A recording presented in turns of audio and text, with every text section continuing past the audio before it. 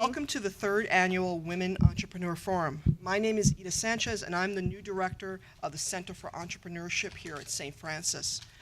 I am delighted to be part of the St. Francis community, and with a great deal of excitement, anticipate growing and strengthening the center's network of partners. Through the entrepreneurship education, students build the knowledge and skills needed to create value through recognizing and developing opportunities. We look forward to our students being active participants within Brooklyn's entrepreneurial ecosystem and launching sustainable businesses that will further drive the engine of Brooklyn's economic growth. I would like to very briefly share some exciting facts about women entrepreneurs. In 1972, women-owned businesses accounted for only 4.6% of all U.S. businesses. In the following decades, women entrepreneurs made substantial advancements towards equality. Now, women-owned businesses account for 38% of all U.S. companies, generating 1.6 trillion, that's with a T, 1.6 trillion in revenue, with employee levels approaching 9 million. In other words, we're employing 9 million people. To acknowledge all of this success and with a global focus, starting in 2014, November 19th has been celebrated as International Women Entrepreneur Day. The 2016 CFE Women Entrepreneurs Forum's focus is to educate our learning community regarding these forward strides and to highlight 3 exemplary women. Right now we only have 2. The third one is currently on TV right now. I guess maybe I'm the 4th. So Eda and Isabel. And Tanya is on her way from a very important and exciting event. Hopefully yes, she'll share she's being interviewed on MSNBC right now at 30 Rockefeller. So she's coming from TV to chat with us. Okay. And they have really, all 3 have contributed to this forward advancement of women entrepreneurs. One more thing I'd like to mention is this Sunday, between 10 a.m. and 2 p.m., we are having an open admissions day here at the college, and we look forward to seeing everyone there. Thank you so much. Thank you, Eda. Good morning, everyone. I'm always so excited because I think this forum, the audience tends to be high school and college students, which is great because all of the opportunity is before you. And some of you, so let's start. How many of you are thinking about or even considering starting a business and becoming an entrepreneur? There you go. There you go. Raise them higher. Don't be shy. That's good. That is really good because I think that more and more we're seeing that, and we're seeing it starting younger. And I think one of the things that is helpful, and not everybody wants to be or needs to be, but you can be an entrepreneur within a big organization as well. So I wanted this morning to bring 2 women that are entrepreneurs, but that have also worked across multiple contexts to talk about their journeys.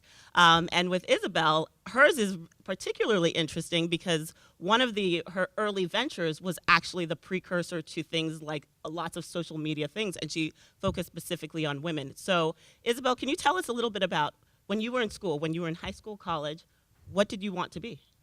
I sure will, Eda, thank you. Before you were all born, I started one of the first websites for teenage girls, possibly the first website for teenage girls. It was called Smart Girl, and I started it in 1995 when I was about 23 or something like that. And people were talking about the internet, and all these cool things that you could do with the internet. They were just starting to have websites. A couple of magazines had websites. I mean, this was so early on in the days of having a web browser where you could see like pictures on your screen. The internet had been around for a while, and you could send email and see, black letters on a white background or vice versa, but it wasn't like pictures on the screen until the Gopher browser in the early 90s, and then Netscape in 1994 had a big IPO, and people were like, oh, yeah, I can actually make money on this internet thing, and so then people started to make websites. So, but I became an entrepreneur, I think as many of us do, before I started my first company. In fact, I think I was born an entrepreneur, and I think that there are probably a number of you out there who do not know that you're entrepreneurs. You wouldn't know yet, maybe, until you get to your first job and you start doing it, and you start thinking to yourself, this could be better. you know, if I were running this place, I'd be doing a better job. There's this sort of thought like, you know what, that wasn't good enough. You should do this way. Or there's kind of this like internal like bossiness that you might not be saying it out loud, but you might be thinking that's not right, or that, you know, that's not good enough. You should be doing it another way, or you should be better at this. Like if you start to feel in yourself at your jobs, this place should be being run better. That's the sign that you have an internal entrepreneur in yourself just waiting to come out. Like, that's the sign that someday you'll be running a place like that, or you'll be running something. You'll be the boss. You'll get to tell people how to do it right. So, you know, sometimes you hear, I don't know if you guys have seen the website Quora, but people ask questions and then other people answer them. It's pretty great website, interesting website.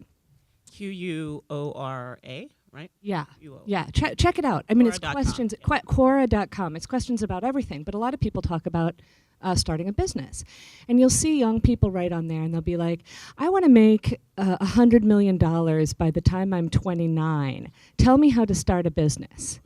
And I read these things, and I'm like, "That's not an entrepreneur." Like, if you want to be really, really rich, really, really fast, you're probably not an entrepreneur. I mean, some entrepreneurs do get really rich, but most entrepreneurs are just running their own businesses. They're in charge of themselves. They tell other people what to do, and that's the thing that's a pleasure for them, right? They don't have a boss. They're the boss. Like, most entrepreneurs, that's really why they do it. Some entrepreneurs do get really, really rich, but, you know, just wanting to be rich doesn't make you an entrepreneur, but wanting to be in charge does. So to me, it was that. My first job, I wanted to be in charge. My second job, I wanted to be in charge. In fact, I interviewed for this job, and they said, "We have a question that we ask everybody who comes in here. Which division would you like to run?" Like, they're trying to get a sense of, you know, do you want to be in recruiting? Do you want to be in programs? Do you want to be in operations? And I was like, which division do I want to run? I'd like to be in charge of the whole place. And they were like, huh? We've never heard that before. Like, that was one of my clues. I'm an entrepreneur, right? So I didn't know that I needed to start my own business until I'd been out in the work world for a few years. And then I had this idea for starting this website for teenage girls. So I started it, and I raised some money, and I ran that company for 5 years. That's awesome. So when you were in college, what did you study? I studied French and English literature. See, when parents are like, what are you going to do with that? So how do you think that what you studied may have played a part in what you do now and how you've been able to communicate your message? What I studied at school was all about writing. And I didn't study writing because I wanted to become a writer. I studied writing because I loved reading. And I loved reading because reading is an amazing way to learn about life without being able to have those experiences yourself. You want to know what it was like in Vietnam under, you know, French colonial rule? You can read some really great books. There's no way you can go back to that time and actually be in that time. So yeah, I mean, I kind of backed into it in a way. I was interested in people and how people think, how people communicate, and how they get along. And the internet, for me, I mean, yes, there's a huge technological aspect that I'm much more familiar with now, but for me, the internet is about people being able to talk to people. When I was a kid, we only had TV and radio, you know? I'm not even that old. Like, we would watch whatever they put on TV, that was, or the newspaper, or radio, and that was how we could find out what was going on in the world. I had no way of, like, talking to another girl in India about what her life was like. I mean, the notion of that would be, like, crazy. I mean, we did sometimes have, like, a pen pal. Like, I remember I had a pen pal from France. We wrote a couple of letters. It would take, like, 3 weeks. I mean, it sounds funny now, but this is not that long ago, guys. When you, 20 years from now, 25 years from now, when you are my age, it's going to be so different from what you have right now. You're going to be up on stage, you'll probably be here at St. Francis. Dennis will probably be the president, the mayor. And you guys will be talking about like, hey, you know, when I was 20, the internet was like super slow. You had to wait for stuff to download. Now we just put our glasses on, or we have like a little grain of rice implanted into the back of our brain, and then we can watch movies whenever we want. Tanya, welcome. Thank you. You have had quite the morning. So can you just tell us, where were you this morning? What were you doing? I was at MSNBC, and I am going to be featured on their show this coming Sunday that is all about giving an elevator pitch. Ooh, I actually was just, can you tell us, can you share with us what your elevator pitch, did they have you doing? They had me do an elevator All right, pitch. so here you get to hear from a founder CEO an elevator pitch about her company. Let's go. And I will tell you, elevator pitches can have different lengths. This one for MSNBC was 1 minute. Here we go. Got to talk about your company in 1 minute. Hi, I'm Tanya Van Court. I formerly led digital products at nickjr.com. I'm now the CEO and founder of iSow.com. My daughter was 8, about to turn 9, and she said that for her 9th birthday, she didn't want more stuff. In fact, what she really wanted was for people to help her save for an investment account and a bike. That's when I realized that gift giving for young people was broken. At iSow, we let young people sign up for goals instead of goods on birthdays, holidays, and other gift-giving moments in 3 big categories: saving for their future, sharing with others, and spending on things that matter to them. We already have thousands of users signed up at iSow.com, and we're now raising $1.5 million to spread the word about iSow and continue to build out our team. Lots of people are looking for ways to give meaningful gifts this holiday season, and we want them and you to know about iSow. Last year, $130 billion was spent on gift cards alone. And there are more than 96 million young people in our target market. So we know that our success will mean a return of up to 10 times for our investors. That was Round of applause. Woo! I like it. So, 1 minute, a 1 minute elevator pitch. How long did it take you actually to craft that message? Well, I have been giving elevator pitches of some sort for the past 2 years. From the time that you decide that you want to start a business, you start crafting an elevator pitch. The trick is that sometimes you're allowed to give that elevator pitch in 4 minutes, sometimes 5 minutes, sometimes 3 minutes, sometimes 1 minute. And the expectation is that your elevator pitch matches that time frame every single time. So I've crafted it and recrafted it and recrafted it. So I have spent hours upon hours on that elevator pitch over the past couple of years. This past weekend, I honed that elevator pitch down to a minute because it had never been a minute before, and that took me about an hour. And it not only took me an hour, I called my colleagues who I work with and said, hey, I'm going to practice it. Tell me what you think. And they said, don't like this part, change it to this. Don't like that word, change it to this. Down to the last minute where last night, Ita, literally I said, there's something about this that's not sitting with me right, and I changed one word and it made all the difference in terms of how I articulated and how I explained it. So much goes into your elevator pitch. And I think you articulated it well, is that you wrote something, but then you put it out into the world and got feedback. You didn't just write it by yourself and go present it.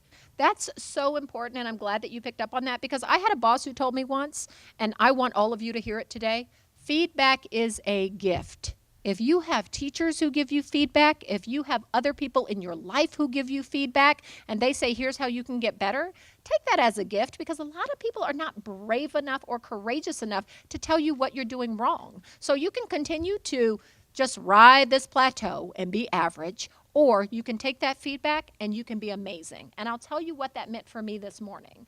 This morning, when I was on that elevator pitch show, there were 2 investors who listened to my pitch. It was the first time they had ever heard my pitch. They listened to my pitch live on camera, on the MSNBC cameras. And then they were handed a marker. And each one of them had to write down what they thought of my product on a scale of 1 to 10 and what they thought of my pitch on a scale from 1 to 10. And then they revealed them live on camera. The first investor gave me a 10 for my pitch and an 8 for the product, which were both really great marks for this show. The second investor investor had given me a 9 for my pitch and crossed it out and put a 10 when she heard the other investor talking, because she said, well, wait a minute. When he was talking, I thought to myself, he's right. What would I improve in her pitch? There was nothing for me to improve. And they said that this was the first time any entrepreneur had gotten 2 10s on the show, because I practiced and I got feedback. Woo! She was prepared. Thank you. And I don't want to talk politics or anything, but you also said that, being prepared. And if any of you watched the debates last night, it was really interesting to see what happens when somebody is very prepared. And I really believe strongly that that's a message across whether you become an entrepreneur, whether you go on and join a big company, but that's how you can wow somebody. You come in prepared, but then you come in and connect as well. Absolutely. And I'll tell you, so I have raised $600,000 in funding through my family and friends round, which I never thought would be possible. But I got about $200,000 of that funding through a women's organization that supports and funds women entrepreneurs.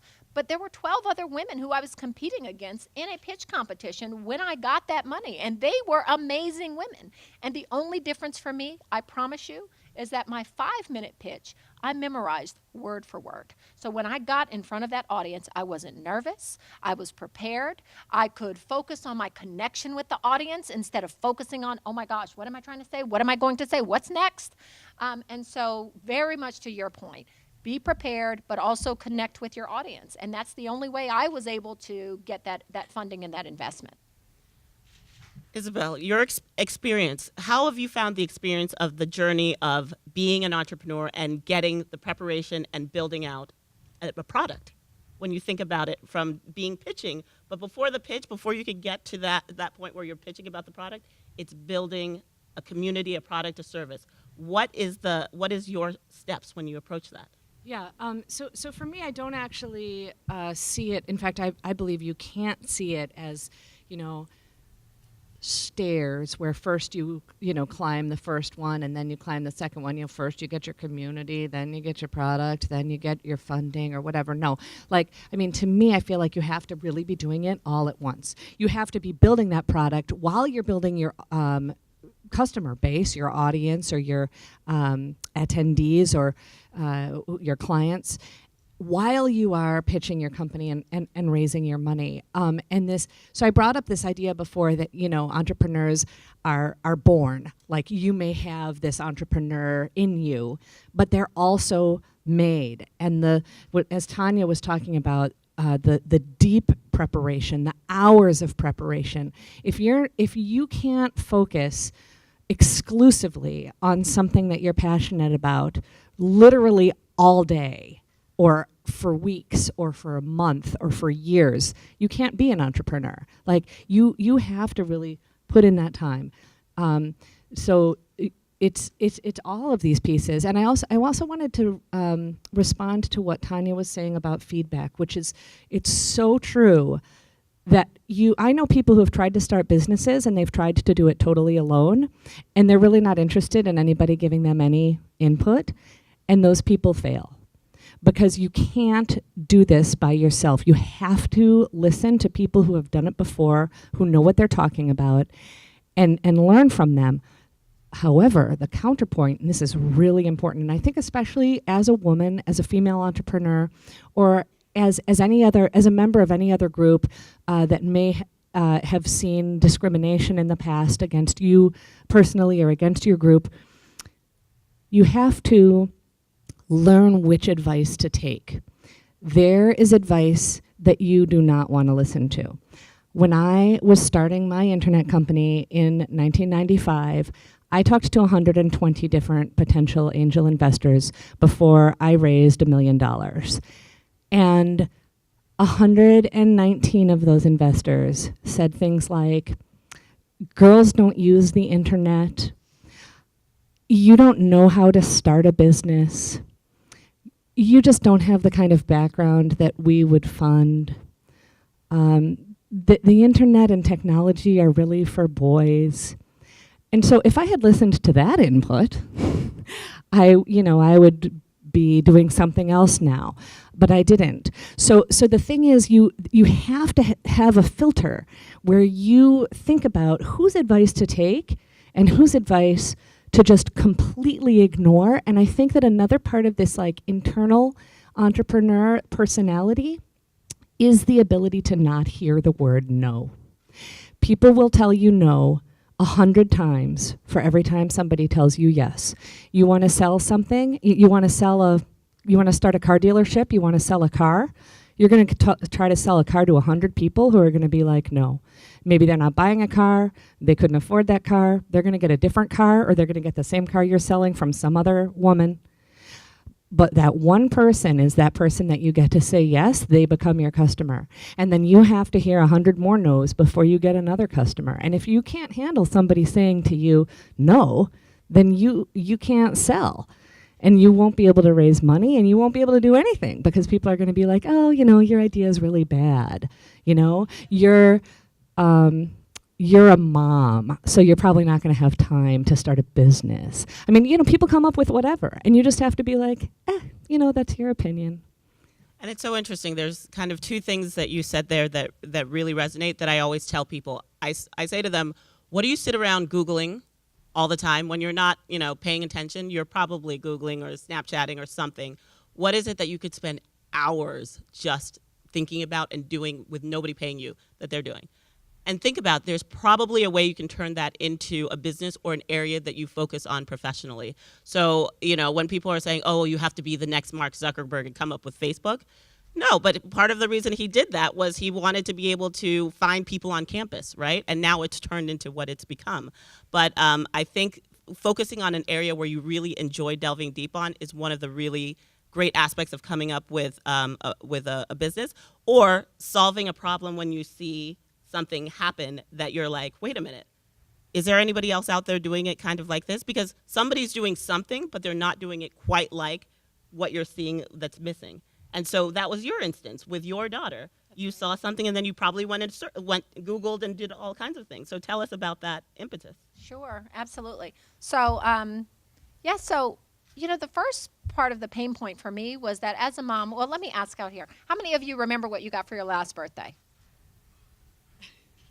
Okay, hands did not shoot up, yeah. Right? Little hands kind of crept up and crawled up. I guarantee you, my daughter does not remember what she got for her last birthday. And in fact, her birthday is May 31st. The reason I know that she doesn't know what she got for her last birthday is because in September, I was in our workout room, and I found a big box of stuff, and it was her birthday gifts. And she had not touched them since May 31st.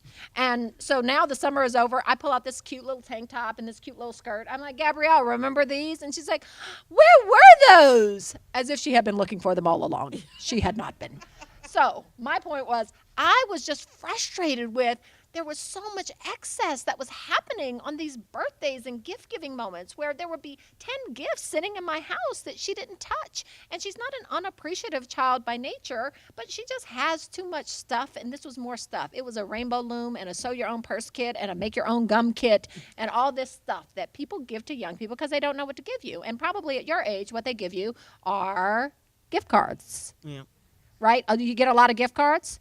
So that's what I found like the broken economy was. And by the way, let me tell you about the gift cards. $500 million was lost in gift cards last year because you never spend them. People don't spend them. So all of this makes my head hurt, right? It makes me like, oh my gosh, we have the environment to worry about, but people are going and buying plastic that my kids are never using and other kids are never using.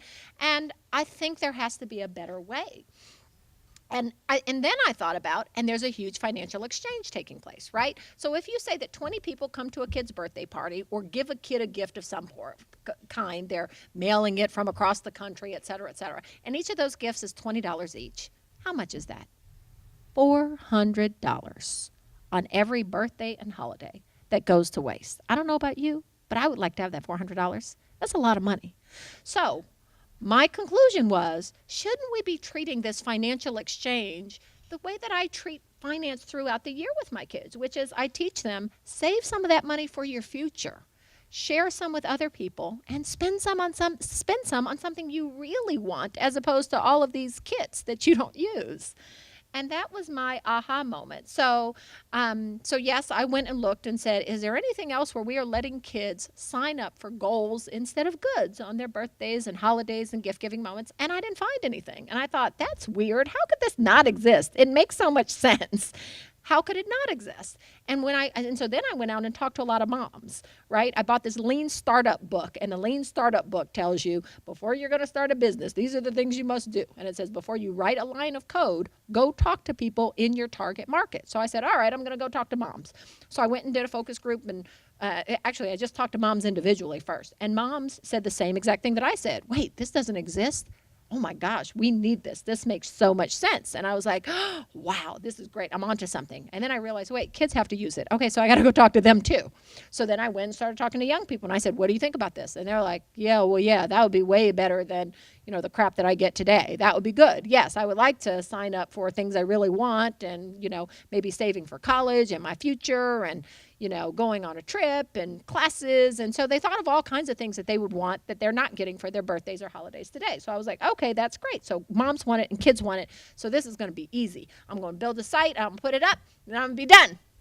No. That's not how it went. It's really hard. And, to your point about entrepreneurs are born or made, I was not born an entrepreneur. I had big company jobs where people gave me a paycheck and I managed 100 people. I didn't have to do all of this myself. What are you saying? I have to write the copy on the site. I have to, go and figure out how to market it. I have to figure out the product set. I have literally been in Starbucks around here somewhere writing down notes on pieces of paper about the product. On the home page, it needs to look like this, and the next page needs to look like this. I was designing wireframes on my own. So you got to do everything. And that wasn't my DNA. My DNA was I know how to, I led digital products at Nick Jr. You heard me say that. That literally meant I think I had 70 people working for me at that time. I was at ESPN and launched ESPN3. I had a whole slew of people working for me then. I worked for the telephone company at one point. I had 1,000 people working for me at that time. So, this journey of being an entrepreneur can be very lonely because you have to be the one person who does a whole lot of stuff in a whole lot of areas on your own. And you got to go raise money. Nobody's paying you a paycheck. What? I wish money were just flooding in. I wish I got a paycheck and you'd go a couple years without a paycheck. So all of that is really hard. Now with that though, I will say that, you could say, oh, well, forget this entrepreneurial thing. I'm going to get a job. I talk to plenty of my friends who have a job and they say, oh, you're doing such amazing things. You're changing the world. Wow, I wish I had enough courage to do that. So, yes, the journey is tough, but, there are so many high moments of realizing that you have an opportunity to truly change the world. I mean, we heard Isabel talk about the fact that her world looked completely different 25 years ago. Mine did too. Think about how you guys want the world to be different. And you could be the one to make that happen. You can be the next Mark Zuckerberg. What was so special about Mark Zuckerberg? Nothing. He was 18 years old and just had an idea. And in fact, it wasn't even his idea. So there's really nothing so special about him, right? So. And so speaking of that, there's a group of you guys that said that you want to be entrepreneurs. I always like to hear, do you know what you would like to start? Anybody want to share something? This is a teachable moment right here. When you had opportunities where you had to stand up and say something, this is that moment where you can have your idea put out in the world and you never know who might be in a room that might be able to help you out. So I'll ask again. I raised my first $200,000 for my company by standing up in a room and grabbing the mic first when they said, are there any questions? That's how I got my company started. Do not let opportunities pass you up. They don't come back. I see. Right back there. Yeah. I go to St. Francis. I'm a freshman. In high school, I started my own business for women empowerment dedicated to educating, encouraging, and empowering females. We started by doing workshops in our high school, and then we started going to elementary schools. We started selling apparel as well. Do you have a website? What is it? My website is called dreamupent.com. Dream Up what? ENT. Dreamupent.com. Dreamupent.com. Okay, keep going. And for the future, we wanted to have like a building where women of all ages could come to train, tutor. If you have a kid, bring your kid for a daycare, because in high school I majored in early childhood education. And just a place where it's all love and all positivity. That is fantastic. That is fantastic. And it's funny you say that. So that is a great idea. And you know, people are having similar ideas. And literally last week, I woke up and my phone was blowing up and I was like, why is that? And everybody's like, have click this link. And I got a link and I clicked on it. And it's me in my pajamas on New York Magazine, The Cut. And it's a picture of me with a bunch of other women. And the headline is, because I was at a pajama party. I haven't gone to a sleepover, like an adult sleepover. That was the theme, an adult sleepover, probably since high school or college. And the headline of this article was, do women still need their own space? And why it was is because this woman, Audrey Gelman, has launched a company called The Wing that is building a physical space, which is on 20th Street in Manhattan, for women to come and have a place to hang out. And it's having for women across all different types of jobs and entrepreneurs, professionals, artists, musicians to be able to hang out. And so it was a picture from that launch party. And J. Crew, here's where you bring in brand partnerships. J. Crew made our pajamas and monogrammed our names on all of our pajamas. So J. Crew's there. They had Glam Squad there. We stayed over, and the next morning we woke up and had our hair and makeup done by Glam Squad. And they also had, to her effect, she brought Tress Noir, which does the hair and makeup for women of color. And so they had like brand placements throughout, but it was just such a smart idea. And you are actually trying to do that earlier, and I think it's brilliant. And let me tell you, it was on the cover of a major magazine, so it's a good idea. So keep it going. And you said, what was it again, the website you have? DreamUpENT.com. So we'll be watching for you. Thank you for sharing. Anybody else? Anybody else? My name is Daniela Recchia, and I go to Fontbonne Hall Academy. And right now, me and my two friends, they're not here right now, but we wanted to do like something different and something that like will make us like remember that we did something good in high school. And we're trying, like every year, like girls, like it's an all girls school. We go to Sweet 16s, parties, and dresses. How many times do you wear like a dress? Like you wear it once and then you leave it in your closet. And like I know from experience, I have like two sisters. I have these dresses. What am I gonna do with them? And we didn't want to make it a charity. Like we didn't want to do that. We wanted to do it different, and we wanted to make it more of like a shop where girls can come in, get these dresses, and feel beautiful. And it's we're still like in the process of doing it, but it's called GLAM, and it's Granting Ladies Amazing Moments. Ooh, say that again. What does each letter stand for again? Granting Ladies Amazing Moments. Ooh, Granting Ladies Amazing Moments. Have you gotten your URL? Have you gotten the website? You should go figure out how to grab that URL, because I'm sure glam.com is taken, but you can do it in figuring out the way to do that. But that's a great. Oh, look, you've got a designer. You've got to see, this is what we're talking about. An ecosystem. You've got somebody with a skill set. He can design stuff for you. Your launch party can be done by them. Your apparel can be done by them. I see this right here. It's happening. It's happening. And look at that. We're working across schools. This is good. This right here is networking. Because you put your ideas out here, people are able to tell you, hey, I can help you with this aspect. Because, as Isabel said, you can't do it alone. And so one other thing that I want to kind of go across and have each of you give either 1, 2, or 3 best pieces of advice as we've heard some ideas out here, as we're thinking through. What would we advise? Let me think about that. I've got so many great thoughts swirling around in my head just from hearing what's been bubbling up today. I think that, definitely if you want to start a business, look for a need, some sort of, I always call it when I'm talking to clients, a vacuum. Like, it's sucking things in. There's something that is a need. So Tanya talked about this need of kids don't really like their birthday presents. They want to get better birthday presents. Not presents. They need something more meaningful. And then there are all these, grandparents or aunts and uncles or whatever who are spending money buying them stuff. This is like something's broken, right? It's a broken thing. It's a need. With my company now, which is about creative technology, I noticed that there are a lot of people in New York who do not know anything about augmented reality, virtual reality, projection mapping, things like the Wii or the Kinect, like cool kinds of gaming. They want to learn about this tech stuff, but they really have no way to discover what's out there and be a part of that. So just look for a need that needs to be filled or a problem that needs to be solved, but that's not the only piece. A lot of people will try to start a company like that. They'll say like, oh, there are all of these independent filmmakers who have no place to show their films, so I'm going to make a website where people can download indie films. Well, now hold on just a second here, because you also have to think about the other piece of the puzzle, which is that people will pay money to solve this problem. If you don't have that, you don't have a business.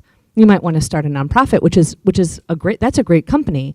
That it's not the same as actually starting a business that is going to be a for-profit company that's making money. So you have to think about, all right, I see this problem and people will pay to fix that. I know they will. I know that they would pay, if they're going to give somebody $20, they'll pay $2 to put it into a special fund for that person. People are used to paying like a little something on top of the whatever. Like you have to figure out like, what is the problem? Are there people out there who will pay for this?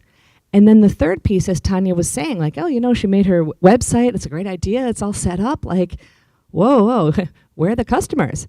The third piece is you have to drum up that community. You have to build that community. And I the way that I started the company that I have now is that I started by having little monthly events. They started out by being monthly events with 15 people, and then they became monthly events that had 50 people. And then they started having 100 people at these monthly events. And then I said, well, I should really have a day-long conference instead of just one evening a month. On top of it. So then I had a day-long conference. And then I said, well, you know what? We should do a week. We should do a festival. I know so many people by now, because I've been doing this for 5 years at the intersection of creativity and technology. Let's make a festival where everybody has their thing during the same week, where we can really highlight all the great stuff that's going on in New York City with creativity and technology. Well, I spent years building that community. I collect people's email addresses. I meet people. I get their contact information. I learn their name. I look in their face. I shake their hand. I say, Melanie, it's great to meet you. And as I develop that community, I'm developing the people that will help me succeed in my business. They'll be my customers. They'll introduce me to, if I need to raise money, I can hire them. They can become my employees. And if my business doesn't work out, one of them will hire me. So you always need to remember people. At the end of the day, it's really about people. And this don't write a line of code until you interview and see what your customers might want is such an essential step. And so many people forget it. Do people even want my product? People literally will spend years starting a company. Nobody wants to buy the thing that they're doing. They never asked if anyone wanted it. That's that's a really important step. Find out whether people want this. And if they don't want exactly what you're thinking, change it a little. What would I have to do to make you want this? Just work with it. Work with it. Thank you. Tanya? Yeah, that's really great advice. And I would just apply it even to, tell me your name, young lady, who? Daniela. So Daniela, you thought about, you have these dresses and you don't know what to do with them, right? So the question is, though, what will people want of those dresses? So you have to ask yourself, do the women who you're directly selling to, are they finding that they can't get a new dress for every particular occasion because they can't afford it because they're too expensive in the store? So you're going to sell your dress at a quarter of the price because they're used dresses, right? So you've got to look at it from the lens of the buyer, the customer. not from your lens of, I have these dresses that I don't know what to do with, right? That's an opportunity, but the question becomes, in terms of building a business, where's that void that Isabel was talking about? Where's that gap that you can monetize? Does that make sense? Because as an example, one problem that you could come into is, if you're selling the dresses back to girls at your same school, a lot of times the girls are like, oh, wait, but I saw Daniela wear that dress to prom next year. I'm not buying that dress, right? You don't want to run into that problem. So you really have to think about it from the customer's perspective. So I just wanted to bring life to what Isabel was saying because that was so important. So my piece of advice would be ask for help. And so let me tell you what I mean by that, because it sounds like a really simple piece of advice. So first of all, I'm going to model that piece of advice. Do you guys have your smartphones? Okay. I'm going to ask you for your help because I'm here to help you today, and I'm going to ask you for your help. I'm going to go, nope, I don't even want you to go on Snapchat. I want you to go on iSow, isow.com, and I want you to sign up for a profile. I need your help. I need you guys to sign up for iSow. I need you to be some of our users, and I need you to tell other people about it if you like it and think it's awesome, which we think it's awesome, and the people who we've talked to. Say that again. Ooh, he said, what's your benefit out of it? What do we get out of it is what he asked. Wow, I love that. That's a great question. What do you get out of it? Well, the first thing that you'll get out of it is you'll get a great product. So for the holidays are coming up, you won't get bunny ear slippers from your grandmother because you'll be able to tell grandma, these are the things that are my goals that I really, really want. You said, but they're cute? Okay, then great. Get those bunny ear slippers. I'm with you. So that's the first thing I'm going to ask you to do. The second way that I'm going to ask for help is we're actually looking for interns. So if there is someone who is really interested, and you got to be a go-getter. I mean, when I tell you we have a rock-solid team, we had 7 Stanford interns this past summer. So I don't want any slackers. If you are a go-getter and amazing and want to find out what it means to be an entrepreneur and come, you can talk to me afterwards. So those are the 2 ways I'm going to model asking for help. But here's the thing I'm going to tell you about asking for help. I came from a background where I have 2 Stanford degrees in engineering. I had a great deal of success in corporate America. I was always the one helping other people. People would call me up and say, Tanya, you're at ESPN. You're sitting in this big chair. I need blah, blah, blah. And I would say, yes, absolutely. How can I help? Because to Isabel's point, everything is about people and about community and karma. And if you don't help other people, nobody's going to be willing to help you when the time comes for you to need help. So that's the first thing that I will say just about helping. You got to be a help in order to get some help. So I would help everyone else. The problem with helping everyone else sometimes, though, is you don't know how to ask for help when your time comes. And I didn't really know how to ask for help. And it was a learned behavior for me when I became an entrepreneur to literally start picking up that phone and reaching out to people and saying, here's what I need. I need investment. Do you know of anyone who could be an angel investor in my company? I need a designer. I need a marketer. Right? So I had to list all the things, make these calls and ask people for help. And it seems like such a small thing, but it's such an important thing, because if you have a company with poor design because you went and did it yourself because you don't want to ask anyone for help, no one's going to want to buy your product. If you have a company where it's underfunded, you're going to go out of business because you didn't want to go out there and put yourself out there and ask for help. So I'm going to finish this thought with a story that I heard when I was in an entrepreneurship class at Stanford. So Guy Kawasaki, who's you guys may have heard of, but famous entrepreneur, came and spoke to our class at Stanford. And this was a million years ago. It was literally 20 years ago. And so this entrepreneurship and high technology class, he told a story. And he said, you want to start a business? I have the perfect way for you to start a business. Here's what you do. You have a breakfast. You host a breakfast over at your house.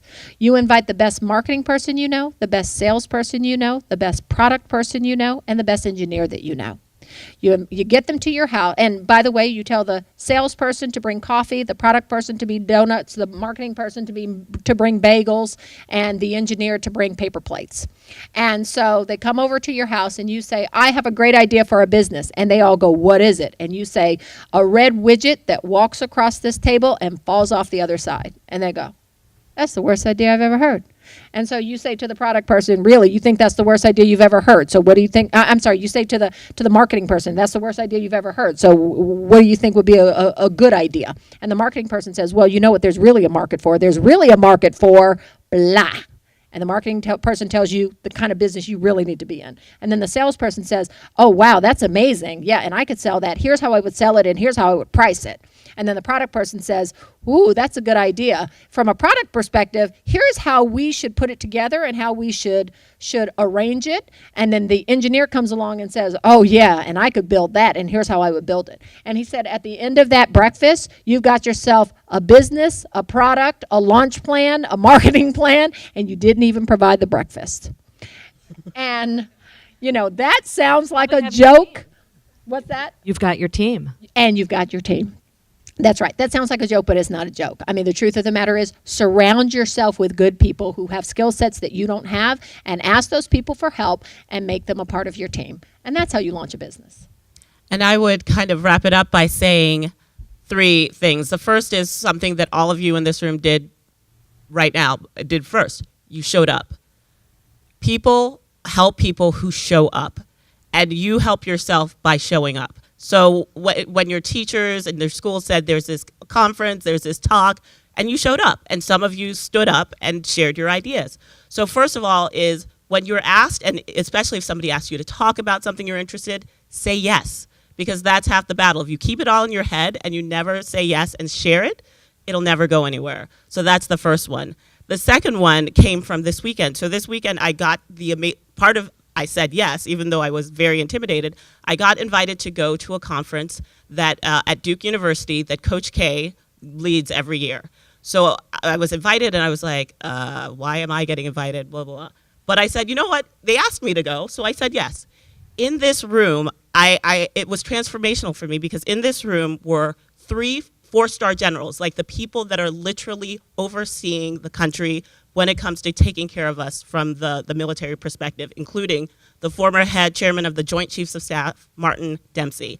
And these guys, along with people, a Nobel Prize winner in chemistry, actress Madeline Stowe, it was just an amazing group of people. And one of the things that I can now call him Marty Dempsey said, he was like, Marty. Marty said he would go to funerals of soldiers that were killed fighting for our freedoms. And at each of these funerals, he would shake their hands and either try to say some form of comfort to these soldiers. And at one point, he said, I got to one person, and I just didn't have the words. I ran out of words in that moment. And he said, in the moment, all I could say to him was, for his continued service, was make it matter. Don't let this death and the death of somebody you cared about be in vain. So whatever you approach it to, and he says this, he's used this mantra now for all things, and I say it to you, make it matter. Whatever you're doing, whatever you're thinking, for me in my life, in 5 years, I lost, my father passed away, my mother passed away, my sister passed away. So one of the things that I do is that I make it meaningful and I make it matter by working on things that are carrying my family's legacy with me. So I say whatever it is for you, make it matter. And then the third thing is a piece of advice. I really cannot remember who said it, but I love it so much that I share it all the time. Whether you're an entrepreneur or not, 3 things that you need to remember. Have a short memory, thick skin, and slippery shoulders. Like Jay-Z, brush it off. So that is what you need. Short memory, thick skin, and slippery shoulders. Whether you're an entrepreneur, you're a professional, you're an investor, wherever you go, take those with you, and I think you'll do really, really well. And I'm looking at the time. On the dot, it's noon, we are done. Thank you so much. I think we can each share a challenge that we've had, but I think that challenges, so before I started my company, I started when I was in college, I actually was a psychology major. People fascinate me. I did my senior thesis on interpersonal rejection, what it's like to be rejected. And I did an empirical thesis where I had a bunch of girls in a room, and I figured out ways to reject them and see how they reacted to that. So what do you do when you have a degree in psychology? Of course, I'm Nigerian, and my parents wanted a doctor, lawyer, engineer. And I was like, I came in pre-med and did not leave pre-med. I went to Wall Street. And I became an investment banker, and I traded preferred stock. And let me tell you, when you are sitting on a trading floor, half the time you're either having a client calling at you, yelling at you, you see interpersonal rejection in action day in and day out. And you never know where your degree will come in handy, but just like you said, yours is about writing. Oh, Tanya, what was your degree in? What did you say? Industrial engineering. Industrial engineering. Now she's building products and building things online. But with a psychology degree, I spend my time talking to people, and I love it. So absolutely, the challenge of like sitting around and knowing that you will get rejected, but being able to have a short memory, thick skin, and slippery shoulders, you keep going. I really want to jump in on this. I think that the female entrepreneurship is a really important topic. And I think one of the problems that women face in starting companies is that oftentimes what's known as women's work is not really considered work by men. So what I mean by that is my first business was something that people might not have recognized as a business. I was a house cleaner, and I cleaned people's houses. Now, I could have gone like the other people in my class, and I could have, sold pizza, or I could have been a waitress or a hostess at one of the restaurants. All you have to do is show up to work, you do what you're told, you get your paycheck, you come at the time they tell you to do. I was an entrepreneur. I was going up to ladies. I was giving them my card, ladies that looked like they had some money, walking around in my neighborhood saying, hey, do you need somebody to clean your house? Like, I'm really good at this. I'm very trustworthy. And I was going into people's houses, cleaning their house the best they'd ever seen, going in week after week. My friends were making $8 at the most. That was a big deal when I was 17 to be making $8 an hour at their hostessing jobs or waitressing jobs. I was making $20 an hour. And I was in charge of my own schedule. I worked when I wanted to and not when I didn't. And I was making a network of all of these wonderful women who do other things. They also need babysitting. So if you're babysitting and you have your client base, or if you're cleaning houses and you have your client base, that's entrepreneurial. You are in the footprints of starting your own business. Your business doesn't have to be in caregiving or cleaning or cooking. Your business could turn into anything, but you have that foundation. Whereas somebody else who's just been going to work and getting a paycheck has a bigger hurdle to cross to start their company. So I think oftentimes women are even better positioned than men to be entrepreneurial, but they don't think of themselves that way. There's a perception. So I would say, believe in yourself. If you feel the need to go and be your own boss and tell other people what to do, you may be an entrepreneur, and go for it. Fantastic. Tanya? So I think part of what Isabel said that is so important is that women are an amazing network for other women. And that's what I found as a female entrepreneur. I can't tell you how many women have supported me in my entrepreneurship journey. And so that is a strength. And so there are some other things that are certainly challenging, right? So my first pitch was to a group of men, all of whom had a net worth of $50 million. And the next day I got the call, Tanya, they voted not to invest in your company. And I said, okay, well, I'm a big girl. Give me some feedback and tell me why. Oh, they thought you were amazing. They don't get your product. They said if their kid needs a bike, they go buy a bike. If their kid needs an iPhone, they go buy an iPhone. If their kid needs a college fund, they go buy a college fund. So they didn't get why they would be trying to teach their kid these, healthy financial habits, and also, helping their kid to raise money for things that they wanted. So that was a big eye-opener to me, that a lot of times the people who are sitting in the room who have money are men who don't necessarily understand you or the work that you're doing or the problem you're solving. They may not understand dresses and high school girls. They're like, what? Why is that important, right? But we all know whenever you were a high school girl, that's important, or college girls, etc. So in any event, so that's part of the problem, that the infrastructure that has money doesn't necessarily understand what you're doing. So what you got to do is I tell my people all the time, play to your strengths. And the women's network has been an amazing strength for me. My company has 4 women at the helm. And there is no better team out there. So, it's challenging at times, but, as one of my colleagues said to me one day when I called her and was so pissed off because this meeting wasn't fair and they chose people who were not as good as we were, et cetera, she said, what are you going to do? Quit? I know you. You're not. So keep going. And I was like, oh, okay, good point. My Awesome. shoulders off. Exactly. Any last one? Oh, yeah, that's right. You and then you. With biology or biotech? Oh my God, you're so, this is a great question.